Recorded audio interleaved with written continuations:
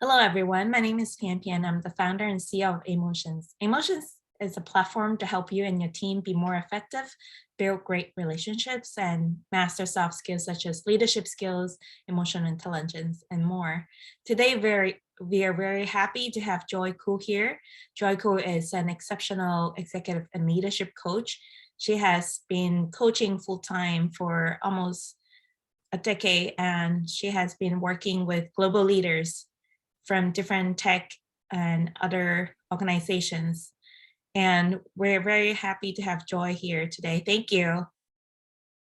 Thanks, Pianpian. I'm so honored to be here and thrilled to share. Yeah, thank you for joining us. Would you like to add anything to your self-introduction? Well, I'll just add that I love nature and I bring that into my coaching conversations wherever possible. That's wonderful. Great. I love nature Yeah. too. Thank you. Joy, I think we talk about that one topic you have seen your leaders and customers that you're working with that are solving is managing changes, especially during the pandemic. There are different kind of things that we need to handle. Becoming remote work, now becoming back to hybrid work or in-person work, and childcare responsibilities and health and all kinds of issues. What are the suggestions that you have for people to handle changes? Yeah, thanks for that powerful question. I just want to name that COVID has had such a big impact, on the world and on us as human beings. Mhm. We've had to adapt quite a bit, and it's been very disruptive, on so many levels. So, surveys have shown an increase in the number of adults and children who report symptoms of stress, anxiety, depression, Mm. insomnia, so on and so forth, right? So, I'd say some suggestions are self care is number one. Can't overemphasize that. And really just asking for what you need. What is it that you need at this time? I want to call out William Bridges' work on managing transitions as well. I found that his suggestions on managing transitions can be quite helpful. So he talks about how transitions and changes are in three different zones. One is endings, new beginnings, and in between endings and new beginnings, you have the neutral zone. And I sense that we going through this pandemic right now, we're in this neutral zone, right? Of not quite knowing when the new beginning is going to start. And, so there's all this fogginess about this time, and that can create a lot of anxiety for us human beings. So six tips to get through this is: one is to limit other big changes in your life. Two is to allow this emotional experience to unfold. Really just acknowledge, what is it that you're feeling right now? Mhm. Three is to get creative and do something fun for yourself. This is like a really heavy time. So, how can you have a little fun? And fourthly, get some short-term goals so that you can feel anchored. Fifthly, shift your mindset to one that values this in-between space. And lastly, readjust your expectations about the level of productivity. So that is Mhm. the six. And I also, I just want to say, be kind to yourself along the way.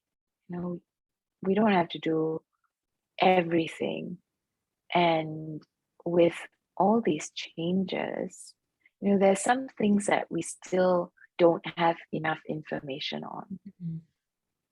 So how can we take good care of ourselves along the way of sitting with this uncertainty? That's very helpful to hear the six takeaways that people can do um, in taking care of ourselves and like understanding and realizing the feelings, taking pause, I think it's very important. I like the Yeah. idea of doing something creative and fun as well. Yes. Yes. Yeah. And the one of the takeaway you mentioned is limiting big changes. I think in some circumstances we can do that personally, like limiting some big changes, like not to suddenly move somewhere or buy a house, that kind of Mhm. thing we can handle and control. Mhm. But there are things that we cannot control in our lives. For example, Yes. if there's a change in like overall company leadership or strategy, what kind of steps do you suggest for individuals or team members to take so that they can manage these changes while continue to deliver results and innovation Mm. and not get burnout as well? Yes. Well, that brings to light, what is it that you can control, right? Like Mhm. Stephen Covey's leadership theory on the circles, the three different circles Mm. in which, there's a circle of concern, right? Like, oh, there's a war going on, or oh, this is going to change that you can't do anything about. And Right. then there's the circle of influence. What is it that you can help influence? And then there's a circle of control in which like you can only control. So be mindful of like, okay, what is it that I can really do about this situation? Excuse me. And the things that we can do, are to take care of yourself, like to breathe and to just know that, okay, I can self-regulate. So that's one thing. Um, and I just want to call out that we are living in this world of what you call VUCA, VUCA, right? Mm. And that's a leadership theory by Warren Benison and Bert Nanas. And V stands for volatile, U for uncertainty, C for complex, and A for ambiguity.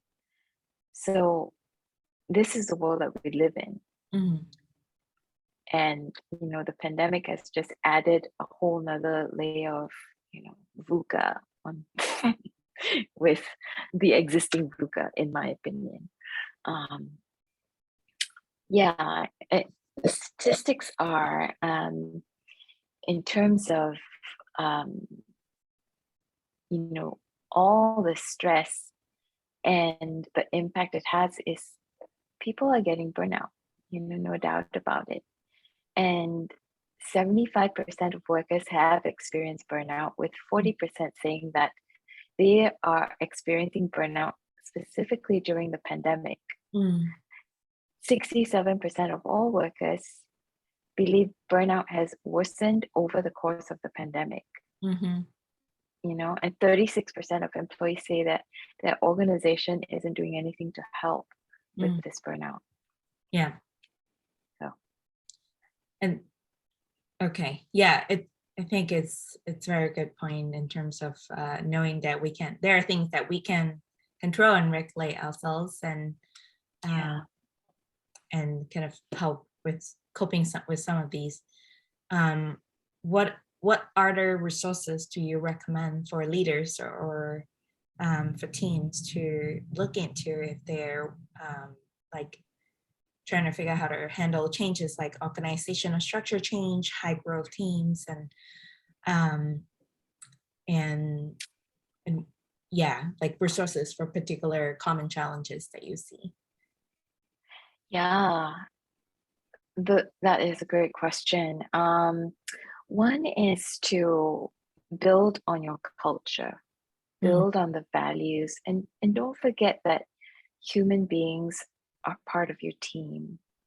So really having a honest conversation about what's working and what's not, Mm. getting feedback along the way, not just keep going, going, going and forget about people, because without people, you don't have a team. Right. And do the necessary work to prepare yourself and your organization for the journey. Mm. Ask yourself why. What is the North Star? What is it that guides you in your day to day? Mhm. um, and communicate and over communicate. Because in these times where you're going so fast, people can't possibly keep up with what's in your head, right? Mhm. If you don't, that's what I've seen anyway in a lot of high growth companies. And I had the opportunity to coach a high growth startup last year, and both the CEO, the CTO were completely burned out. Mm. They had a vision, and people were frankly, because of the pandemic, because of how quickly they were growing, they were exhausted. Mm. And so everybody was exhausted, but there was just this drive to keep going. And as a result of not listening to people, they had a big attrition rate. Mm. People started leaving, and then that's what caught their attention.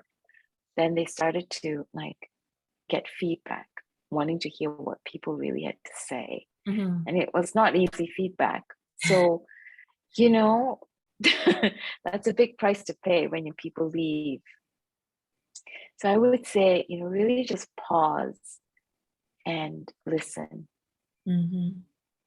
and build on the culture and see what are your values?